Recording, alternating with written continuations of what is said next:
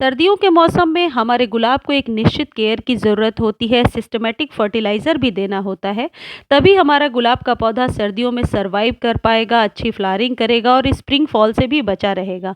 गुलाब को यदि अभी दिसंबर के फर्स्ट वीक में आप इन सारे फर्टिलाइज़र को दे देंगे और इस तरीके से केयर करेंगे, तो आने वाले समय में भी गुलाब अच्छी फ्लावरिंग करता रहेगा। गुलाब एक ऐसा पौधा है जिसमें फंगस की समस्या बहुत जल्दी हो जाती है। हमें पता भी नहीं होता कि गुलाब में हमने ऐसा क्या डाल दिया कि उसकी पत्तियां मुड़ने लगी, बल्कि आप लोगों के कमेंट सेक्शन से ही मुझे पता चला कि हमारे गुलाब की पत्तियां जो हैं मुड़ रही हैं, गुलाब का पौधा छोटे आकार का आ रहा है और आते ही झड़ जाता है, स्वस्थ पौधा नहीं आता है। गुलाब पर अच्छी फ्लावरिंग हो, बड़े-बड़े फूल निकले और किस तरीके से हम केयर करें, इन सब बातों का आज इस वीडियो में हम चर्चा करेंगे। सबसे पहले आप एक चीज़ ध्यान रखें कि गुलाब एक सन लविंग पौधा है, यानी इसे पूरे दिन की धूप चाहिए। लेकिन गुलाब एक ऐसा भी पौधा है जो बहुत जल्दी फंगस का शिकार हो जाता है। गुलाब को पूरे दिन सनलाइट में ऐसी जगह पे प्लेस करें जहाँ जब सुबह की सूर्य जब रोशनी आती है वो गुलाब पर पड़े और इवनिंग तक रहे। गुलाब को वैसे तो आप ज़मीन में भी लगा सकते हैं, कंटेनर में भी लगा सकते हैं। बहुत छोटे कंटेनर में गुलाब का पौधा कभी भी सर्वाइव नहीं करेगा। दूसरी जो सबसे इम्पोर्टेंट चीज़ है वह है वाटरिंग। देखिए, जैसे ये मेरे गुलाब का पौधा है, इसमें अभी यदि मैं वाटरिंग करूँगी तो वो ओवर वाटरिंग का शिकार हो जाएगा मेरा पौधा। जैसे कि मिट्टी आपको दिख रही है, ये मिट्टी थोड़ी नम है। गुलाब में अक्सर मैंने देखा है सभी पौधों की तरह हम वाटरिंग बहुत ज़्यादा कर देते हैं, जिस वजह से हमारे गुलाब के पौधे में फंगस लग जाती है। देखिए, ये जो मेरे गुलाब का पौधा है फ्लावरिंग तो अच्छी कर रहा है, लेकिन इसकी पत्तियों में कहीं-कहीं आपको होल नज़र आ रहा होगा। फूलों में भी कहीं-कहीं होल हो गया है। इसका मतलब है कि मेरा पौधा जो है अब कमज़ोर हो रहा है, अब इसे कुछ अच्छा फर्टिलाइज़र चाहिए। और वैसे भी गुलाब एक रिच फर्टिलाइज़र वाला पौधा है, इसे हेवी फीडिंग चाहिए, हमेशा गुलाब को फर्टिलाइज़ करना होता है। गुलाब का फूल जो है हमेशा फ्रेश जो नई स्टेम निकलती है, पतली सी स्टेम, उस पर ही होता है, यानी पुराने स्टेम को आपको बराबर ही कट करना पड़ेगा। 2 तरीके की प्रूनिंग हो सकती है, या तो हार्ड प्रूनिंग या फिर सॉफ्ट प्रूनिंग। अभी हार्ड प्रूनिंग नहीं करेंगे क्योंकि इसमें फ्लावरिंग हो रही है, लेकिन सॉफ्ट प्रूनिंग तो अभी दिसंबर के फर्स्ट वीक में एक बार आपको गुलाब पर करनी पड़ेगी। इसको पहचानना बहुत आसान है, जो पत्तियां बिल्कुल पतली सी सूखी हुई सी नज़र आ रही हैं, आपको लग रहा है उसमें अब स्टेम नहीं बनेगा, उसे कट करके हटा दीजिए। एक चीज़ ध्यान रखें कि जिस भी सीज़र्स का आप सहारा ले रहे हैं, जिससे कट कर रहे हैं, उसे स्टरलाइज़ करना बिल्कुल ना भूलें। डेटॉल से पोंछ लें, सेवलॉन से पोंछ लें, या फिर सैनिटाइज़र सबके घरों में है, सैनिटाइज़र से ज़रूर पोंछ लें।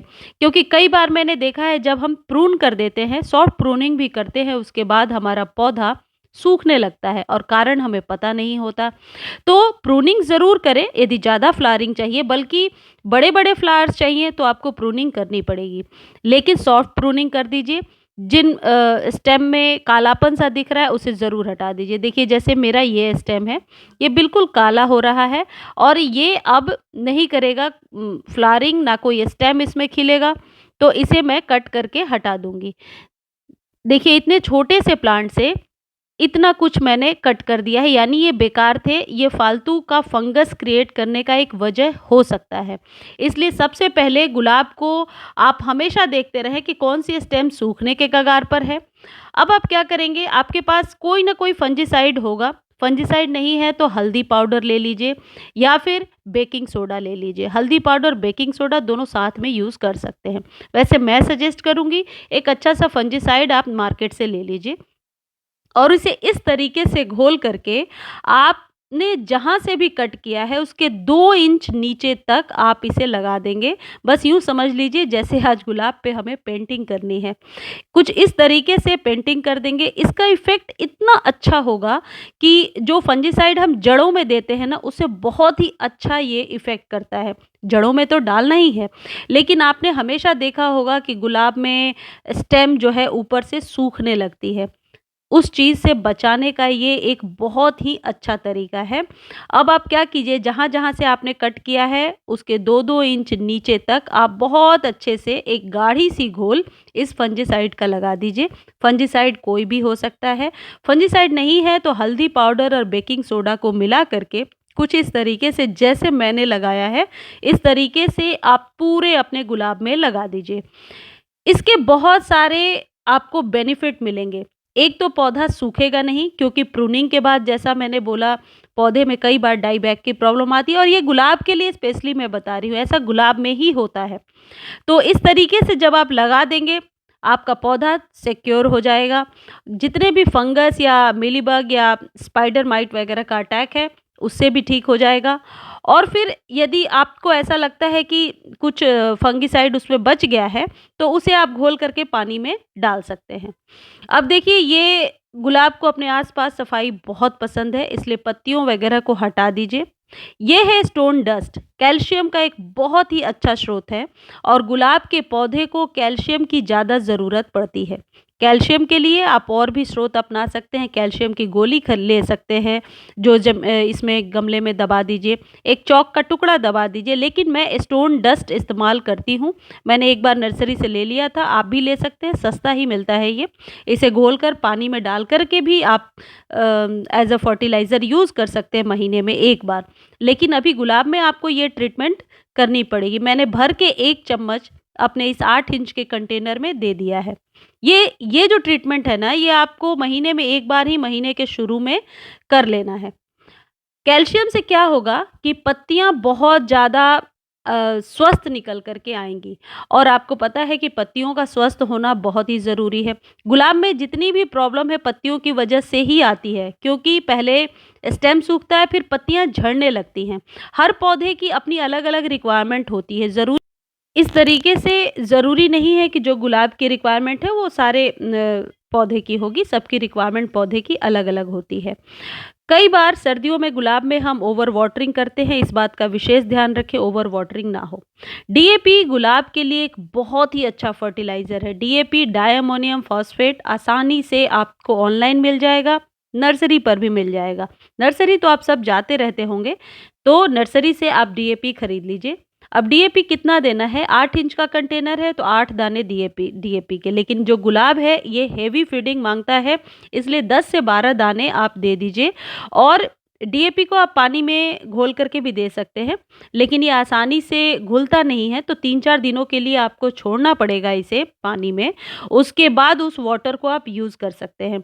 मिट्टी में भी आप डालेंगे तो 4-5 दिनों बाद ये अपने आप, जैसे-जैसे आप पानी डालते जाएँगे, ये घुलता जाएगा और इसके जो मुख्य पोषक तत्व हैं वह जड़ों तक पहुँचते जाएँगे। इससे क्या होगा, जड़ें मजबूत होंगी, स्टेम जो निकल कर के आएगी वो मजबूत होगी। कभी भी जो गुलाब का स्टेम जो आता है वो पतली-पतली स्टेम होती हैं। तो डीएपी इसलिए मैं कह रही हूँ एक अच्छा फर्टिलाइज़र है गुलाब के लिए, क्योंकि स्टेम, इस पतली सी स्टेम में ताकत ज़रूर होनी चाहिए, वरना स्टेम बहुत जल्दी सूखने लगता है। अब जो फंगिसाइड बच गया है, आप चाहें तो उसे पानी में घोल करके आप जड़ों में दे दीजिए। मैंने थोड़ा-सा दिया है क्योंकि ऑलरेडी ये गीला है मेरा प्लांट। इस तरीके से ओवर वाटरिंग ना करें, फंगिसाइड आप महीने में 1 बार ज़रूर डाल दें और खाद डीएपी बहुत ही ज़रूरी है। जो सरसों की खली वाली खाद मैंने आपको कल बताया था, आप चाहें तो उसे भी इस्तेमाल कर सकते हैं 15 से 20 दिनों में, वो सभी फ्लावरिंग वाले प्लांट के लिए है। ये ट्रीटमेंट करने के बाद आप गुलाब को धूप में रख दीजिए। आपका पौधा डिहाइड्रेट ना हो, इस बात का ध्यान रखें। ऐसा ना हो कि पानी इतना कम दे दिया कि पौधा डिहाइड्रेट का शिकार हो गया, ऐसा नहीं करना है। पानी चेक करके देना है। ओवर वाटरिंग नहीं करनी है, क्योंकि अभी सर्दियों में ऊपर से ओस पड़ता है और रात भर पौधा जो है आपका खुले में रखा हुआ है, और ऐसे में यदि बहुत ज़्यादा सुबह-सुबह हमने पानी दे दिया तो कई बार पौधे इस वजह से खराब हो जाते हैं। और गुलाब जितना देखने में सुंदर है, ये एक डेलिकेट पौधा होता है, यानी कि बहुत ज़्यादा केयर मांगता है, हेवी फीडिंग मांगता है, यानी कि फर्टिलाइज़र इसे महीने में 1-2 बार देना ही पड़ता है। अब एक ज़रूरी बात मैं आपको बता देती हूँ कि गुलाब पर जब आपने ये फंगिसाइड इस तरीके से लगा दिया जैसे मैंने बताया है, तो इसके बाद आप स्प्रे ना करें। यदि आप स्प्रे करेंगे तो जो भी फंगिसाइड आपने लगाया है वो ज़ाहिर है कि वो हट जाएगा। कम से कम 4-5 दिन तक ये रहे, अपने आप जैसे-जैसे आप वाटरिंग करते जाओगे ये हटता जाएगा। तो जब कभी आपने ये फंगिसाइड इस तरीके से लगा दिया तो ऊपर से स्प्रे ना करें। दूसरी चीज़, जो मिट्टी है उसमें ओवर वाटरिंग हुई है या नहीं, ये चेक करने के लिए मिट्टी को मुट्ठी बनाकर देख लीजिए। यदि गोल लड्डू सा बन रहा है तो मतलब ओवर वाटरिंग हो जाएगी। यदि आज आपने पानी दिया, 1 दिन वेट करके नेक्स्ट डे पानी दे